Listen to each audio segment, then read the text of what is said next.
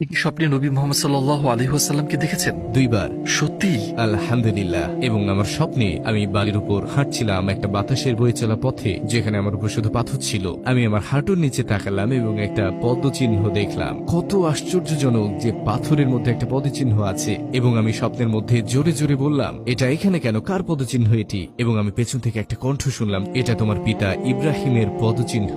আমি বললাম, আমার বাবার নাম ইব্রাহিম নয়। তিনি বললেন, নবী ইব্রাহিম। আমি ঘুরে দাঁড়ালাম এবং সুবহানাল্লাহ, তিনি সেখানে ছিলেন, রাসূলুল্লাহ সাল্লাল্লাহু আলাইহি ওয়াসাল্লাম। আমি তার কাছে পৌঁছানো ঠিক আগে আমি চাচ্ছিলাম হাঁটু গেড়ে বসে তাকে আলিঙ্গন করতে, কিন্তু স্বপ্ন শেষ হয়ে গেল। তো আমি সেই স্বপ্ন থেকে জেগে উঠলাম তাকে আবার স্বপ্নে দেখার আকাঙ্ক্ষা নিয়ে, এবং বহু বছর পরে আমি দেখলাম, এবং আমি মরুভূমিতে ছিলাম আর দূরের দিকে দেখলাম তিনি আমার হাত ধরে বললেন, আমি চাই তুমি আরো মানুষের সাথে দেখা করো। তিনি বসে পড়লেন আর আমি ঠিক তার পাশেই বসলাম। তারপর তিনি বললেন, এখানে দেখো, এখানে আছেন আবু বকর সিদ্দিক। তিনি বললেন, আর এখানে আছে উমর ইবনে আল খাত্তাব, এবং এটা উসমান বিন আফফান, আর এটা আলী বিন আবি তালিব। তারা সবাই তোমাকে ভালোবাসে। স্বপ্নের মধ্যে ভাবছিলাম, কেন তারা আমাকে ভালোবাসে? আমি তো কেউ নই, কেন ভালোবাসে? কিন্তু আলহামদুলিল্লাহ, এটা ছিল আমার জীবনের অন্যতম সেরা স্বপ্ন।